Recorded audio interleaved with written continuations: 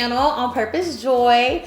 This is our first official self-care minute. So basically what this is going to be is a series of different videos and things like that, just to give you little snippets of self-care in between our lives. So I hope you guys really enjoy them, okay? Okay, so today what we're going to be discussing is just basically how to really organize your day through a Purpose Joy's perfect to-do list.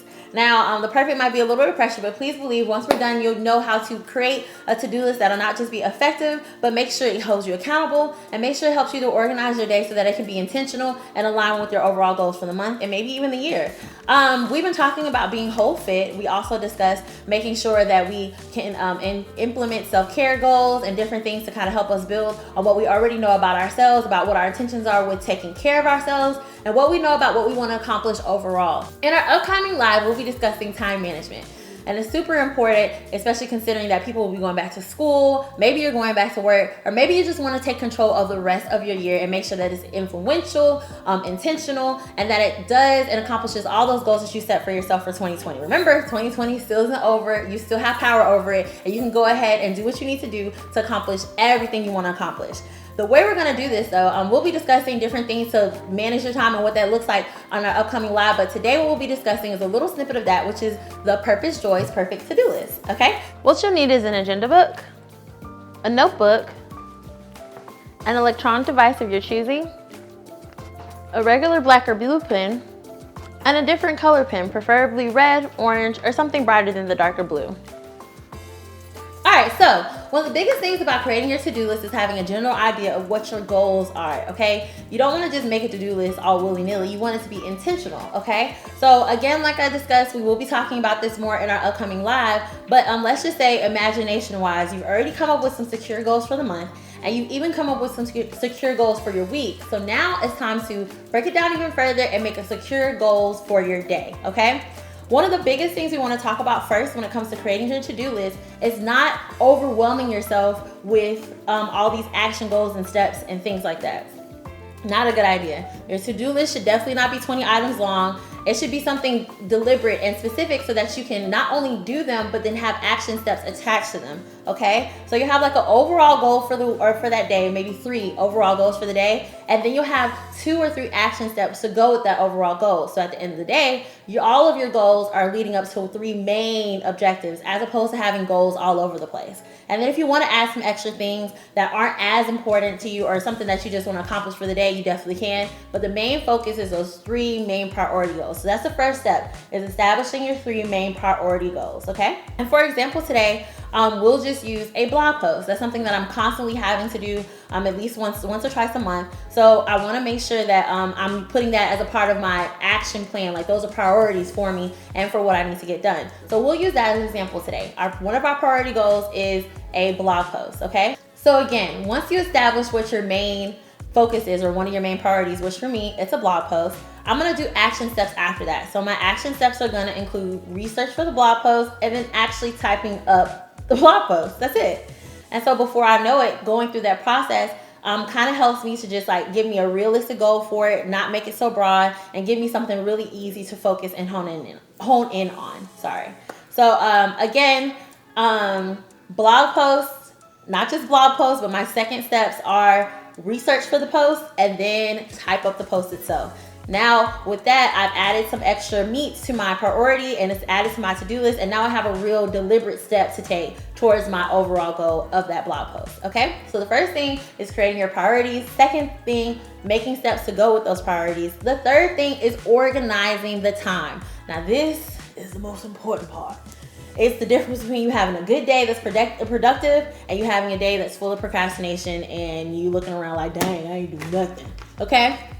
So the way you want to go about doing this, you guys, is kind of organizing your time based off your day. So you would say, this half I want to accomplish in the AM and this half I want to accomplish in the PM.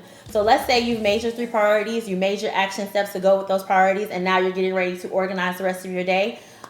Maybe for me in the AM, I'm going to go ahead and do my steps for my blog post. And then maybe my second priority, I'll put it in my evening time to-do list. And then the third one, I'll put it in my morning. or however that organized would be organized best for me. And then that way I have time to go each one of them. Set up a break for yourself in between as well. You don't want to just run through the whole day working all day. You'll get fried, your energy will lack, you won't have any spare time.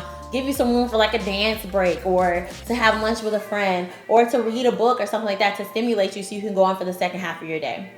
An example of a separated to-do list would be like, I would work on priority A and B from like, let's say 10 to 3, and then I work on priority C from like, let's say 6 to 9 or 5 to 8. And that way I've broken up my day and established some type of realistic goals when it comes to time management and things like that, so that I'm not overwhelmed or anything else. Now let's remember, guys, we talked about 3 things so far, and we're gonna get into the last 2, and that'll be the wrap up of the Purpose Joy's Perfect To-Do List, okay? So number 1, you wanna make sure you prioritize your goals, okay? You wanna have like a top 3. You don't wanna have a list of 20 different things. That doesn't make any sense. You wanna have 3 things, prioritize those 3 things, and then you'll go on from there. So then when your step 2 comes, that's creating action steps, or steps that you know are directly related to what your 3 prioritizing goals are, okay? Or prioritized goals are. So number 1 is prioritize some goals. So you only want 3 of those. Number 2 is to create some steps to go with these prioritized goals. Number 3 is time management. However you decided, or whatever you decided is gonna work best for you as far as what time of day you wanna work on each thing, do that. Stick to that schedule and allow yourself a break in between. You wanna dance, you wanna stretch, you wanna get a little snack, talk to a friend, read a book, or take a nap, whatever it is that you wanna do to give your brain a break, so that when you come back to the second half of your day, you're recharged and ready to go and handle whatever it is you need to handle, okay?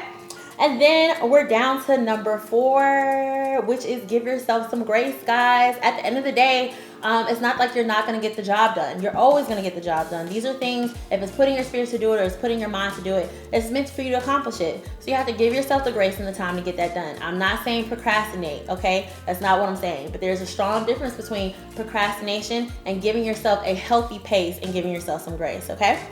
And then number 5, last but not least, the last tip when it comes to Purpose Joy's Perfect To-Do List, okay? It is making sure that you congratulate yourself, like, period. Whenever you cross it out, that's what the different color pen is for, guys, okay? When you're crossing things out, all right, whatever you accomplish, cross it out. And every time you look at it, you're gonna be like, dang, I got that done. Look at me, check me out. And every time you get ready to do something, it's gonna build up and up and up and up. And before you know it, every time you look through your agenda book, your calendar, your old to-do list, I was able to get this, and this done. There's nothing I can't do. Purpose Joy's Perfect To-Do List is all about building confidence in yourself and your abilities, okay? So we do that by making sure that we're not only holding ourselves accountable, but rewarding ourselves for the good things that we do. So like, let's say if you said you got your to-do list done the whole week, congratulate yourself with a treat, a visit to your favorite store. Maybe you want to go, spend some extra time outside. Whatever it is you want to do to award yourself for accomplishing that goal, do it, okay? You deserve it. But yeah, that concludes Purpose Joy's Perfect To-Do List. Okay, I hope this was helpful for you. I can't wait to see you guys at our next live, okay? Bye!